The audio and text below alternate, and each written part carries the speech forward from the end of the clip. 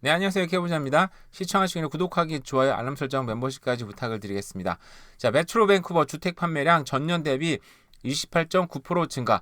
자, 높은 수요와 적은 공급에 가격도 상승을 했다. 뭐 여러분 이미 다 알고 있는 내용이시라고 생각하시면 될 겁니다. 그러니까 작년에 비해서 거의 30% 가까이 증가를 했어요. 이거 굉장히 큰 숫자 아닙니까? 그죠? 작년에 판매량이 굉장히 낮기는 했지만 근데 어쨌든 매물 자체는 적기는 한데 10년 장기 평균과 비교를 하면 여전히 15.6% 낮은 수준이다. 그러니까 사람들 수요가 굉장히 높아졌다는 얘기인 거죠. 그래서 매물 대비 판매 비율이라는 게 있어요. 그 매물 대비로 몇 퍼센트가 잘 팔리는지, 뭐 어느 기간에 팔리는지. 근데 보면은 그게 24.9%, 25%죠. 근데 이게 12보다 낮으면 가격이 떨어진다. 이게 20보다 높으면 초과한다는 통계의 자료인데 지금 20보다 훨씬 높았죠. 그러니까 이게 재작년에 가격이 정말 많이 올라갈 때는 이게 34 막 이랬었어요. 그때 그러니까 30% 가까이 넘다 보니까 굉장히 가격 상승 압력이 컸는데 지금도 어쨌든 20%는 훨씬 넘는 25%입니다. 근데 저도 이제 생각을 해본 거죠. 와, 이렇게 금리가 높아졌고 소위 말해서 이제 차입 비용이 높아져서 훨씬 높아졌는데 누가 사는 걸까 도대체? 강력한 수요가 있다고 합니다. 사람이 몰려오고 있고 그죠?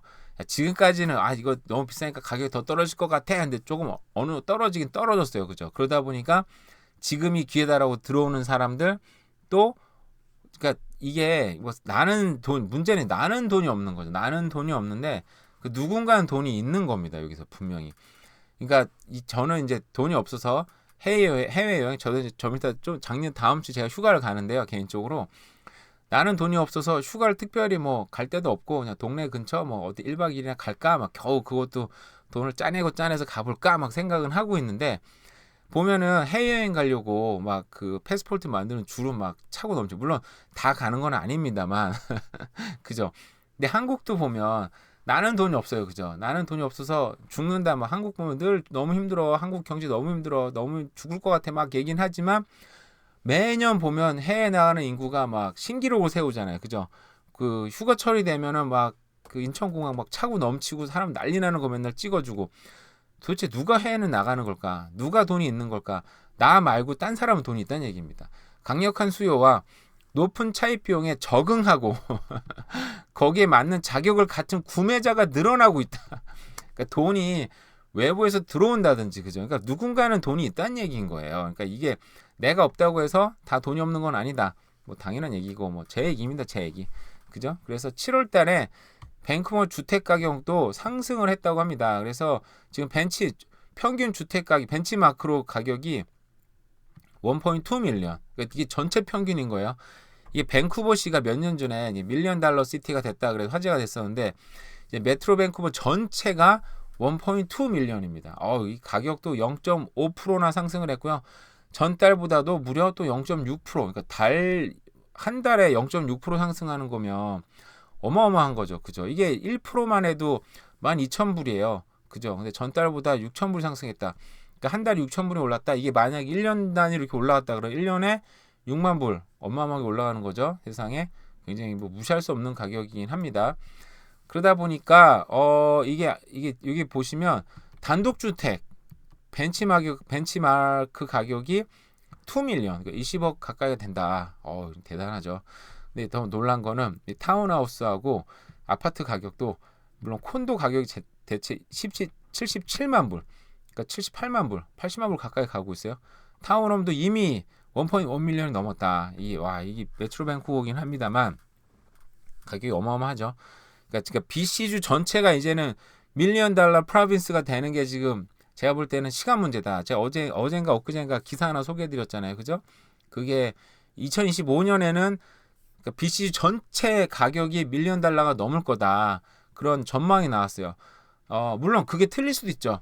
근데 그게 틀리더라도 2025년이 틀리면 2026년이 그렇게 될 거고 또 그게 틀리면 2027년에 또 그렇게 될 거기 때문에 제가 볼 때는 정말 시간 문제다 이게 생각이 들어요. 그래서 이게 진짜 가격을 떨어질 것 같으니까 이게 언제 이게 떨어질 때 살 거냐 이게 문제가 아니고 지금 당장 내가 집을 살 수 있느냐 없느냐가 정말 큰 문제인 것 같아요.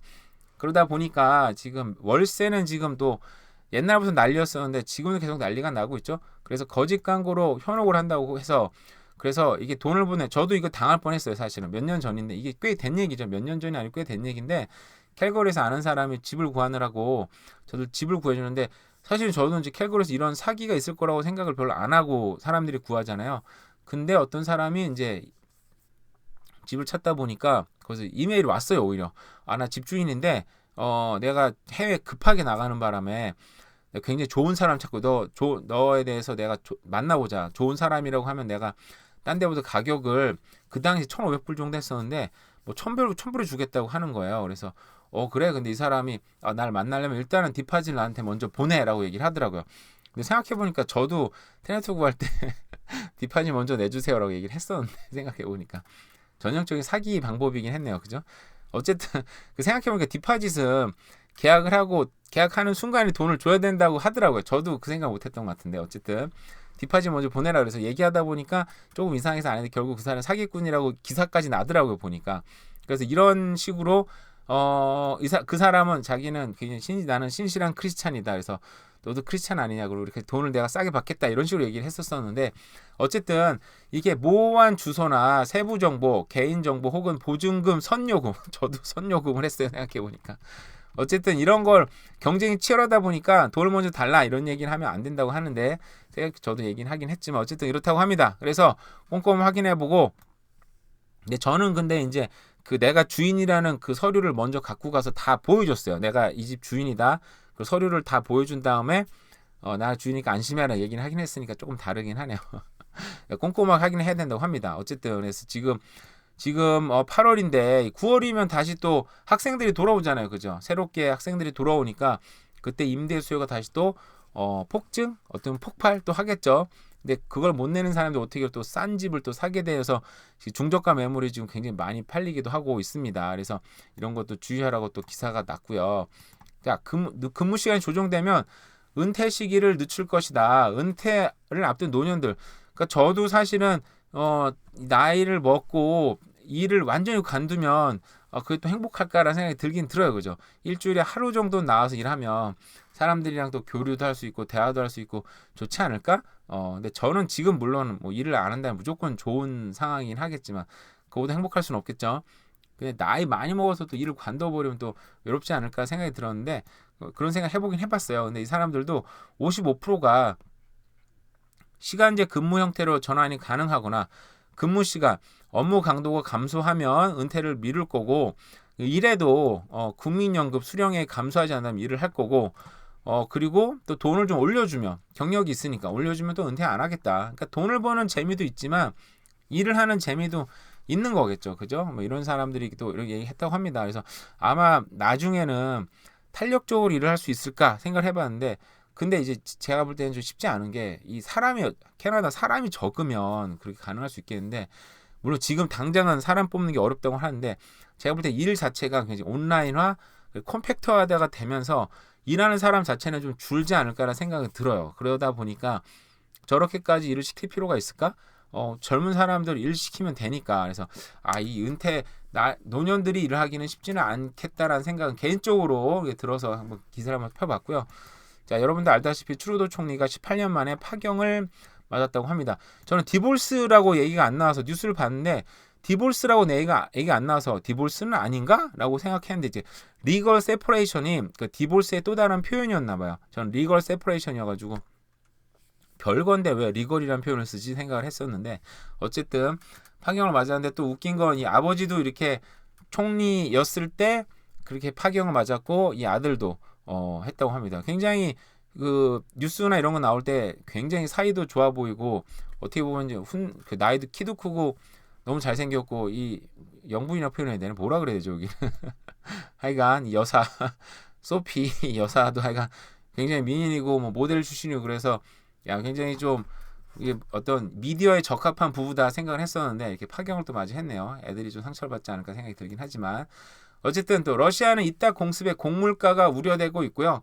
이게 지금 뭐 무슨 흑해 곡물 협정도 파기시키고 전쟁 막바지라고 생각이 드는데도 이렇게 하면서 아마 빨리 좋은 딜을 맞이하려고 하지 않나라는 생각이 개인적으로 드는데 어쨌든 물가가 들썩이는데 여기에 맞춰서 사우디도 하루에 100만 배럴을 자발적으로 감산을 9월까지 연장을 하면서 오늘 기름값이 보니까 207이었어. 207.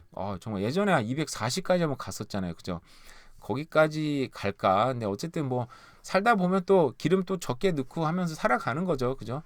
뭐 인생이 또 그런 거 아닙니까? 그죠? 적응하면서 살아가는 거니까 뭐 금리가 좀 떨어지기를 원하는데 이런 곡물가들 오르고 또 기름값은 또 계속 또 고공행진하고 있고 그러니까 결국은 이 전쟁이 막바지에 이르지 않나 싶으면서도 최대한 돈을 벌려는 어떤 기업들의 움직임들은 있다. 큰 손들의 움직임들은 있다는 생각이 개인적으로 들었습니다. 워낙 많이 틀려서 그냥 듣고 무시하시면 되는 수준입니다만 어쨌든 오늘도 부동산 가격이 계속 오르고 있고 네 렌트비는 또 난리라는 얘기를 또 전해드리면서 오늘 뭐 또 영상을 마치도록 하겠습니다. 오늘 남은 하루도 잘 보내세요. 감사합니다.